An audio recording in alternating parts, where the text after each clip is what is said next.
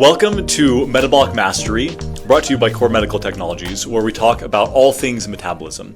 I'm Dr. Mark Humber. This is my co-host, Dr. Cameron Garber, and today we're going to be talking to you about the benefits of Zone 2. This is such an exciting topic, so much to dive into here. We're going to talk about the anatomy and physiology. We're going to talk about how our body adapts.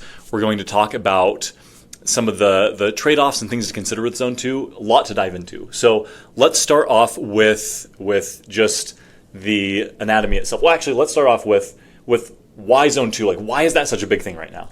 Well, it's funny how it comes in and out of vogue. So Zone 2 training has been a thing for a long time, but it'll come in and out of popularity. One, because there'll be a new study published or something, or a new influencer that comes out and talks about Zone 2 training, and it becomes very popular for a short window. And then it kind of loses popularity because people try Zone 2 training and they don't get the results they're looking for, mostly because they're not actually in Zone 2. And that's why metabolic testing is so important. Why testing somebody's metabolism with a VO2 test and finding out where their actual heart rate zones are is so critical, is so that when you try to do your Zone 2 training and your Zone 4 and 5 training, you're actually in the correct zone, that you're not just spinning your wheels, actually being in Zone 3, which we'll talk about later is the least effective zone to be in for training. So you're not driving those adaptations. And so Zone 2 training really does work. It's been tried and tested and proven at all levels of sports and athletics, as well as rigorously tested scientifically. But the key is that you have to actually be in Zone 2 for it to work. And so, again, that's why I got into VO2 testing, really metabolic testing, to see where is someone's actual Zone 2. So critical. It allowed me to then help people so much more by getting an accurate Zone 2. Well, and it is surprising, like you said, how tricky it can be to get accurate results unless you're doing actual metabolic testing. Right. Otherwise, it's just a guess. And one of the problems with that is that as humans, we just like to push it. And I think there's that philosophy of no pain, no gain. And so maybe we start kind of closer to where we should be, but then we edge up a little higher and edge up a little higher. And people tend to think that being right on the edge of their Zone 2 is ideal, that they're going to get faster if they're always pushing the edge of Zone 2, and it just doesn't matter. It's the bulk of our training that if you follow the 80-20 philosophy, it's not the 80% where we get faster. That's where we build the machine. And then the 20% is where we actually get faster. So being right at the edge of your Zone 2, there's no advantage versus being smack dab in the middle of your Zone 2, where recovery is going to be so much less, and you'll actually be able to build up and get stronger with your other training. And so there is really no purpose to always be trying to push that edge versus polarize your training more. Go really slow on your slow days and go really hard on your hard days. And that's going to give you more of the adaptations we're looking for. And so that's really the topic of conversation today is adaptation. How do we drive the adaptations in our body that we're looking for? And that's why Zone 2 is so important, is it's the primary driver of a lot of the adaptations that we're looking for, whether our goal is endurance improvement and distance or endurance training, or if our goal is weight loss or maintenance, or we just want to look better in our jeans and feel better. Right. Like, it seems to be that Zone 2 training is the right way to go for all of those things for the bulk of our training, and then specific bouts of high intensity depending on what your goal is. Absolutely. And we'll dive into all of that. I think one of the coolest things is that if you really understand the science of this, then it makes things so much easier because we just have to follow the laws of the body, if you will. Right. And it works. Well, so along those lines, if we think about this from an evolutionary standpoint, our ancestors did not work out really intensively for 45 minutes and then sit at a desk the rest of the day. Really? That wasn't the way things worked back then. So they were designed for the slow burn. Right? They had to work all day long to literally put food on the table, right? Yeah. And so it was all about our bodies are designed for the slow burn. And so that's why our systems are geared towards the 80-20. It's because that's what we did all day long was work and work and work at a low intensity with brief bouts for hunting or other activities of high intensity. But for the most part, we were fairly low intensity.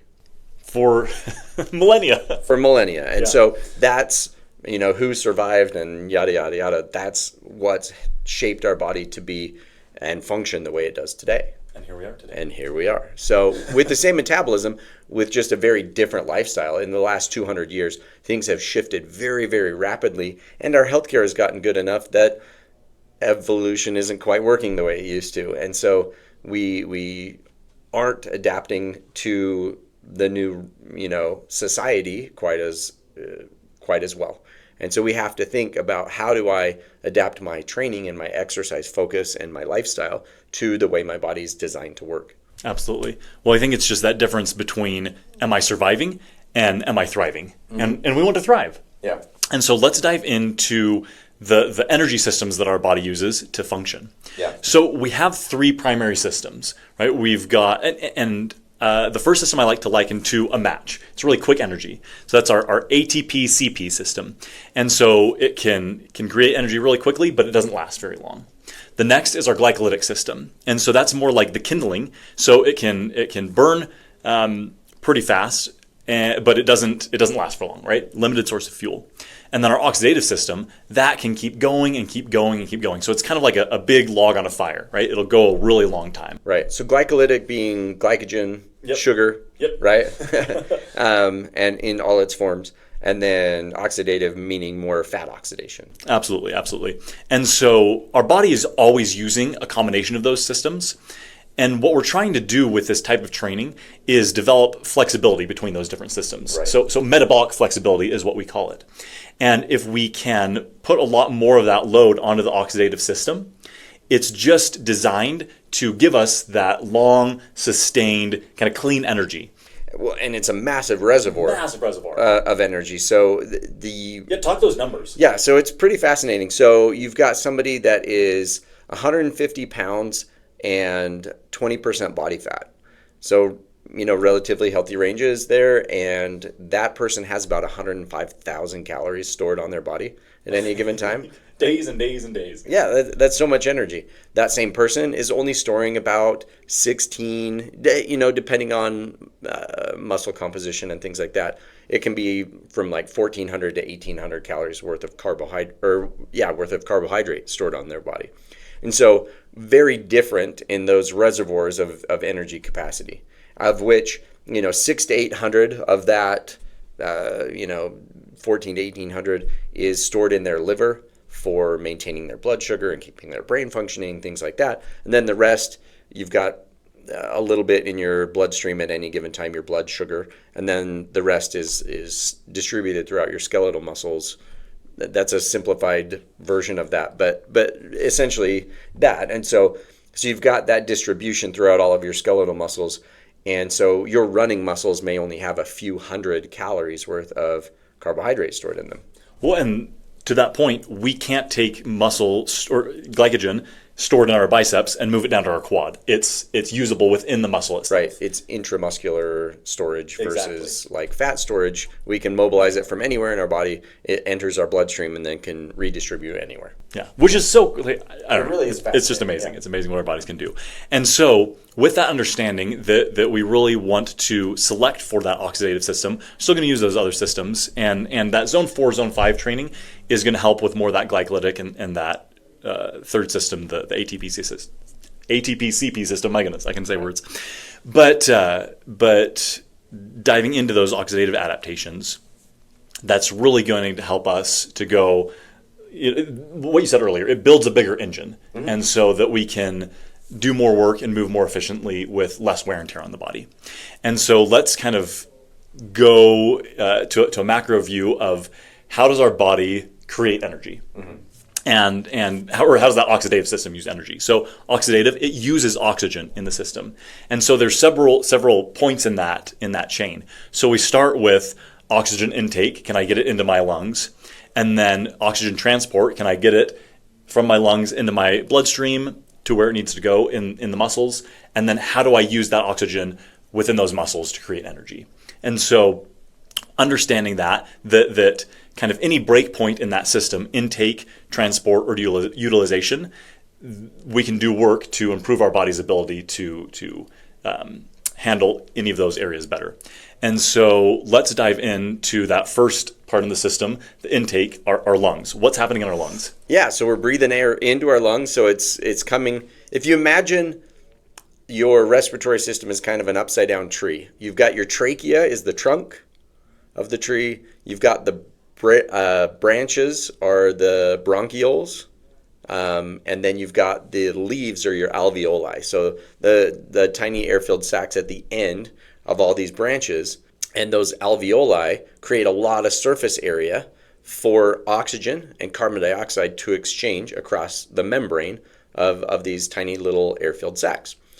The cool part is as we start training more and more, we actually don't develop more alveoli necessarily. There's some adaptations there, but it's more about creating more capillaries, so more tiny little blood vessels around the alveoli so that we have more ability to exchange oxygen and carbon dioxide. So that's an early adaptation that we make with exercise training that allows you really to make a big change without having to see much physical adaptation. We don't necessarily see it on the person's face or body, and yet we're tuning up the machine internally quite a bit. Well, and I think that's one of the important things to remember is that there's a lot of things going on inside the body before we see those physical outward changes, right? My clothes fit a little bit better, or my arms are looking really nice in this shirt, or whatever, any of the things that we're looking at for, is that there's work going on inside the body, that structural change that's just tuning up the machine, making everything more efficient, and really, I liken it to bamboo. If you've ever heard about how bamboo grows, it spends years developing its underground root network before it pops up through the surface, and then once that's all ready and it can get the nutrients in and get everything where it needs to be, then it shoots up super quickly. And so we see that sometimes people who have struggled to change their body for years, and exercising has just been this frustrating process. They start doing this type of training, they start doing this type of work, and get things tuned up and get things efficient and everything running a little bit better. And then, so it's kind of training to be able to train. Exactly. But once that foundation is laid, then it just exponentiates what they can do, and it's a lot more sustainable. And so amazing. So we've got the lungs, we've improved the oxygen exchange there, but we're not just improving our capillaries there. It's actually all throughout our body. Right. So what happens with this type of training is that, you can think of our blood vessels like a highway system. And so it's not only in creating new roads, but it's improving the efficiency of those roads so that once we take the oxygen from the lungs and then we move it onto that highway, it can get where it needs to go a lot faster and a lot more efficiently. Traffic circles instead of stoplights. Yes.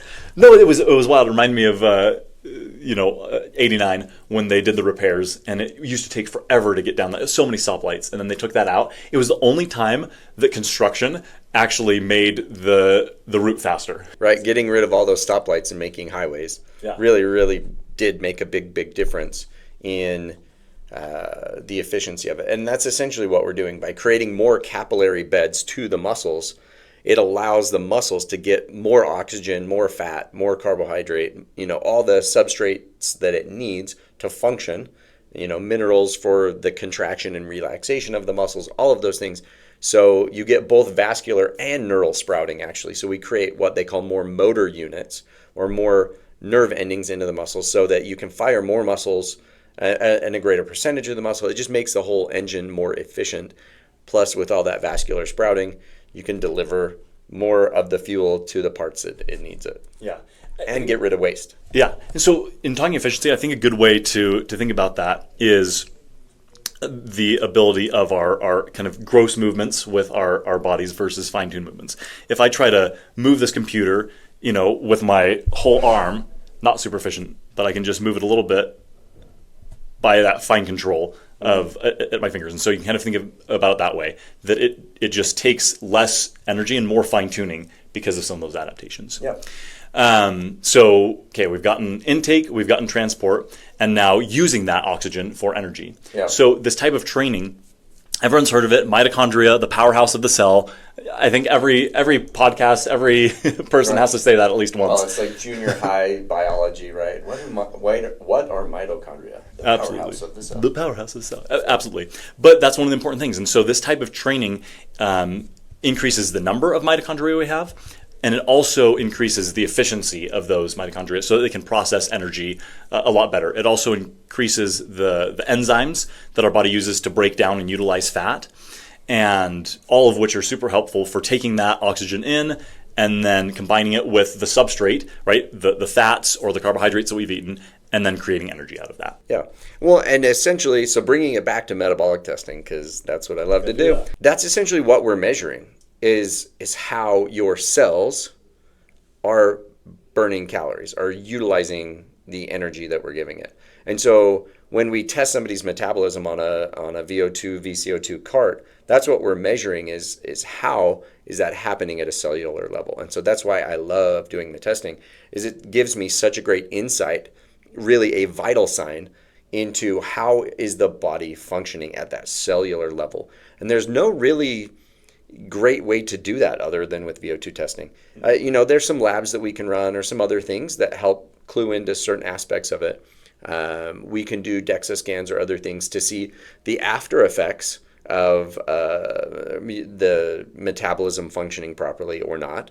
So we can see some of those things. But really the best way to get a view into how is my body using calories is to do a VO2 test. So absolutely. Shameless plug for getting a test done. There you go. But like you said, it's real-time data. We're not having to rely on formulas. We're not relying on guessing or on some of the other tests out there, which are an okay approximation if you're just getting introduced to exercise. Something is better than nothing, right? Get your body moving. But if we really want to select for performance and for longevity, knowing that we're exercising in the proper zones is going to make sure that we drive the adaptations that we're looking for. Right. And so that actually leads us into the next point about load and adaptation, right, and why zone 2 training specifically and why the type of volume that's recommended is so beneficial and how it helps to select for those adaptations. Yeah. So essentially to drive adaptation, to drive change in our body so that we can do more of the activity that we're training for, to drive that adaptation, we need, or the biggest thing that drives that change, I guess, is the amount of volume of load. And there's two ways to get that volume of load. One is duration, and the other is intensity. Either one are going to add to the volume of load. So by going low intensity but high volume, that will drive adaptation. By going low duration but high intensity, that will drive that volume. But for whatever reason, moderate intensity, moderate volume doesn't really seem to move the needle quite as well as the other two forms. And we'll kind of dive into a little bit more of why that is. But that's the idea, is finding out that right balance of duration versus intensity. Science has shown, so we'll shortcut it a little bit for you. The science has shown that 80-20 formula really does seem to be the ideal formula for improving performance while avoiding injury. Absolutely. And the main idea behind that is getting the most stimulus for adaptation with the least fatigue, with the lowest need for recovery.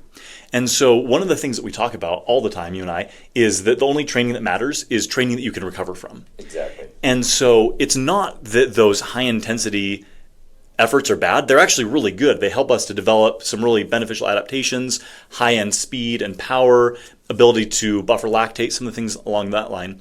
But if we do it too often, it exceeds our body's ability to recover from. Right. And so then what happens? We get injured, we get frustrated, we get burnt out, and then we stop exercising. And as we know, consistency is the key to any long-term adaptation, to making the changes that we're looking to make. And so if we drop ourselves out of the game by going too intense too often, then we kind of cut ourselves off at the knees. Right. So we always talk about the balance between load versus our capacity to bear that load. And if we're always in recovery in our capacity, our load will actually decrease if we're always in recovery, because we need to be where we can actually build up and move that capacity. That really is the key. But if we're always in a recovery state instead of a building state, we'll never be able to do that. And so that's part of why Zone 2 training is so good, is it allows us to put enough load on the system that tells your body, I need you to make some changes, but not so much recovery need that it's actually we're just catching back up to baseline all the time, and sometimes not catching back up to baseline. So if you find that you're needing more days in between your workouts to recover, I would say you're maybe working out too hard, but also not hard enough to increase your capacity. So the bulk of your training needs to decrease in intensity, and then your high intensity work needs to increase so that it actually drives more adaptation, so you see better growth. And so that's why just moderate intensity, moderate duration really doesn't drive the adaptations that we're looking for. Right. Again, if we're talking about, it's not that it's bad, it's just from a general cardiovascular standpoint, it's just that it's not selecting for that thriving, right? It's not selecting for optimization. Right, it's not driving change. So what drives change is as we exercise in certain ways, the way that the tissue is broken down releases different signaling molecules that tells your body how to make the adaptations. And so zone 3 work, that moderate intensity of moderate duration, that zone 3 work doesn't seem to release the same types of chemical signaling. So you've got like interleukins and all these other things that create signaling pathways for driving adaptation. And high intensity work, so high zone 4, zone 5 efforts create one type of adaptation. Essentially going harder than we can currently sustain helps us become faster, but doesn't necessarily build endurance. But going slower and going in a zone where we're burning predominantly fat helps build endurance and creates those types of adaptations. It releases a different set of signaling pathways that create those adaptations. And so the zone 3 work, the moderate intensity, moderate duration, isn't hard enough to release those signaling pathways of creating those high-end adaptations, but also it's not slow enough to create the signaling pathways for the endurance building and optimizing fat burn. And so you're kind of not really getting progress in either direction. So I lovingly call zone 3 the no progress zone. It's not that it's bad for you per se. Yeah. We're just going to see much more risk of injury. We're going to see much less progress or adaptation. It's why you've likely plateaued in your training. It's why your paces have stayed the same for years. And when you've tried to, increase your pace or speed or whatever on the bike, you've seen injuries or problems. You feel fatigued, you get really hungry, all of those things. It's the frustrator of progress is actually pushing too hard, but not hard enough in your high intensity, because your gas tank's always empty from your moderate intensity stuff. Well, and that is such an important point, is we want the gas tank full so that, like you said, on those high intensity efforts, we can really punch it. Right. And if we're always somewhat depleted, then we're not recovering fully and we're not able to hit it as hard. And so we're not driving those adaptations in the same way. Yep. And so we know that low intensity is really beneficial. We know that high intensity also is beneficial. Let's talk about kind of the specific polarization. You mentioned that word earlier. Yeah. What does that ratio look like, and why does that ratio seem to be the best? Yeah, so we talked about 80-20, why that's the best. So you can do that breakdown a lot of different ways. There are people that will come on kind of the endurance athlete scene, and they're doing more of a 50-50. And what you'll find with them is that they make progress really, really fast, and then they're only around for a year. They go and break some course record or win some race, and then they're gone because they got an injury or had some kind of problem. You'll see, all kinds of different iterations, but most of your elite athletes are training somewhere between 70-30 and 90-10. So you may have a 70-30 week where you're 70% low, slow, zone 2 work, 30% high intensity. You can sustain that for a little while, but then you're going to need to do like a 90-10 week to recover from that. So race week for a lot of people is more of a 90-10. Peak training is more 70-30. But the bulk of your training overall fits kind of that 80-20. And that's what they found really is the most successful for keeping people healthy. So you can keep it around 80-20 all the time, and you're going to see a little bit slower progress in terms of those peak adaptations, but you're going to avoid injury, so it's going to keep you more consistent. So that's the idea. At 70-30, you're going to see progress a little bit faster. At 90-10, your progress is going to be a little slower, but you'll build that really big, what they call aerobic base. And so there's always this trade-off of what am I training for and where am I at in my training cycle. But overall, they found that if we balance out around that 80-20, that's optimal for both, again, weight management and sports performance. So, well, and that trade-off that you mentioned, I think that's a really important concept to understand, is because when we're talking physiology, when we're talking about adaptation, when we're talking about selecting for any of those things, whether it be performance or weight loss, it really is a game of trade-offs. Yeah. The workout that will, or the way of training that will maximize speed is not necessarily the same exact program that's going to maximize endurance. But what we're trying to do in life, right, if we really want to live better longer, we kind of want to be like decathletes. They may not be the best in any one of those domains, but they can perform well in all of those. Right. And so there's certain trade-offs, right? Again, they're not maybe at the top elite level, but they're also outlasting everyone else when we're looking at all those different events. Mm-hmm. And so if we want to be able to handle just the load of life and be able to not have our bodies tell us no when we get invited to do something, when we want to do something, then being good all around and being willing to make certain trade-offs so that we can stay in it for the long game, then Zone 2 is absolutely essential. And honestly, whatever your sport or recreation is, Zone 2 is going to be beneficial. And like I was talking to someone yesterday about MMA. They're like, "Oh, do we really need the Zone 2? Like, it's just mostly high intensity." And it's like, no, that builds us a really good base, a really good foundation to do all of our training on top of. And if we can be more efficient, then we're putting less energy in, and so we can recover better in between those high intensity bouts, and just less wear and tear on the system. Well, and you won't get into what feels like high intensity until way higher into your heart rate range and effort level if your Zone 2 is really big. So the bigger your Zone 2, the more your kind of what used to be moderate efforts now feel like mild efforts. And so building a big Zone 2 is really helpful.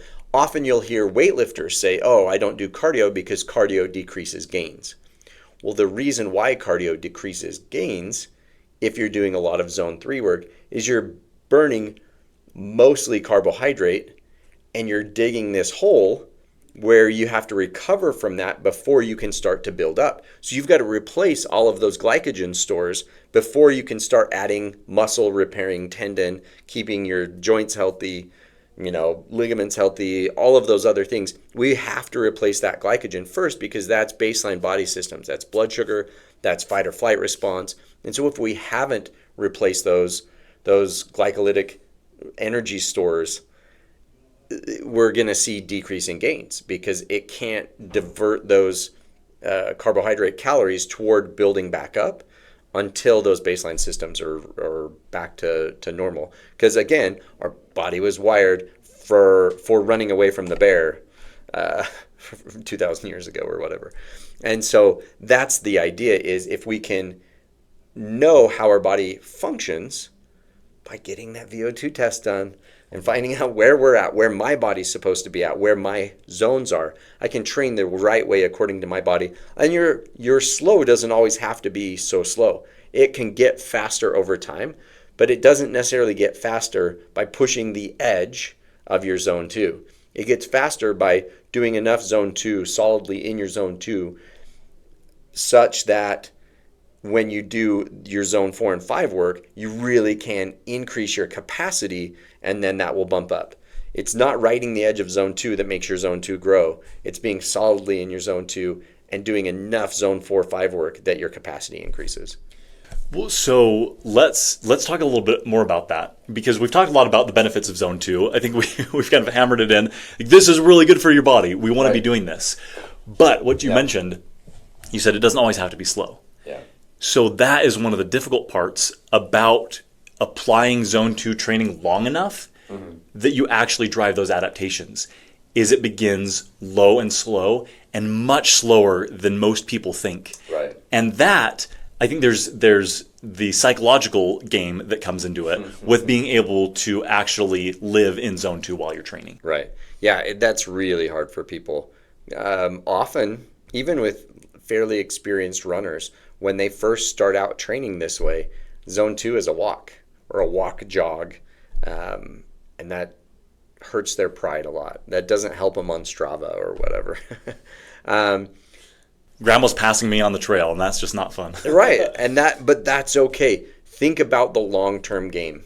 If I can stick with this for 6 months to a year to 5 years to 10 years, you'll be the fastest one on the road because you will have built a much bigger engine. Your capacity will have increased, but you do have to earn those stripes early on to be able to build that engine. You have to put in the work in the low intensities and stop trying to always ride the edge of that. Because what happens is you wind up going into zone 3 and then you don't realize it, and then you back down and then you bump up again. And so your workout is not as effective as it could be if you just let go of the pride of it, cruised in that zone 2, and then really pushed it on your other days in that zone 4, zone 5, your beyond your anaerobic threshold, near your VO2 max.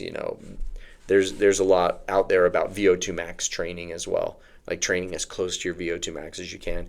And those things really do drive the adaptations that we're looking for. Not only for, again, endurance training and things like that, but also if you're an MMA athlete, the more time you can spend at that high intensity is going to help you for your MMA training. But the way to be able to spend more time there is to build a bigger base in your zone 2 training. Well, and the cool thing about training that way is that mentally difficult in the beginning.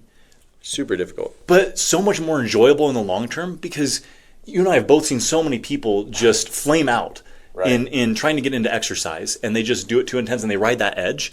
And the truth is, exercising can be a lot more enjoyable than we often make it to be. Right? It doesn't have to be this full-out intense effort. I'm just suffering to get a benefit. Right.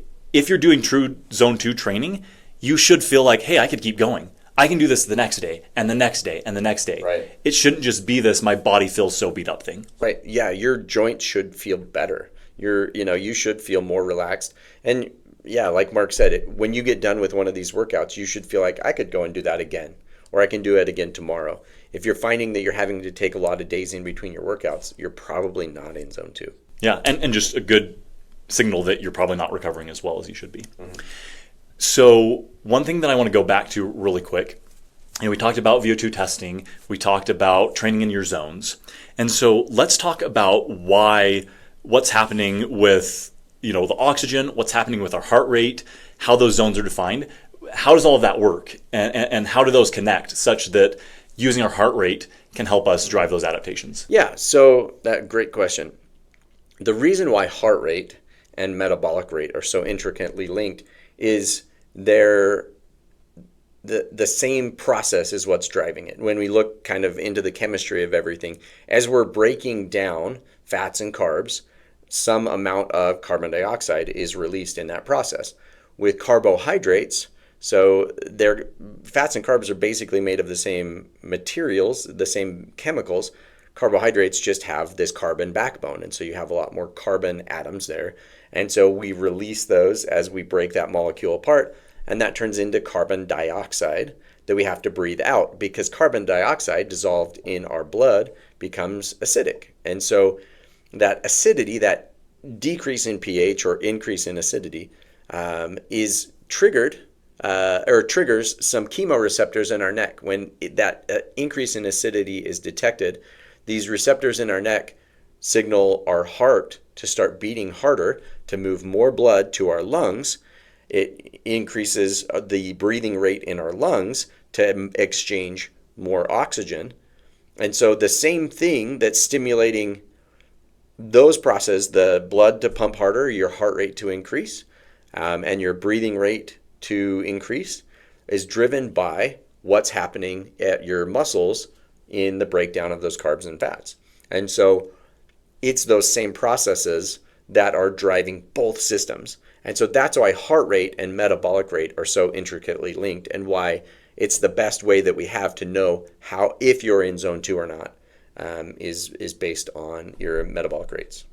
And so again, super beneficial to dial in those zones so that you're closely, that you know that what's happening at a cellular level and what's happening with your training are matching, and that we're not just doing a lot of guesswork and hoping that we wind up in the right zones. Right. And using that testing, we really can dial things in for the individual to get really good baselines. Again, I view both the resting metabolic rate and VO2 testing numbers as vital signs. We can tell so much about how somebody's been exercising, what they need to do to exercise in the future, and how efficiently their systems are running, so that we can help people stay healthy, so that we can keep them on track. And again, like Mark mentioned, consistency is the key. If we can help them not feel beat up, not fatigued, not injured, they can be more consistent. And then, again, we talked at the very beginning, it's all about getting the volume of training. That's what drives adaptation. If I can keep somebody from being injured, they're going to get more volume of training in, whether that's the high intensity or the low intensity.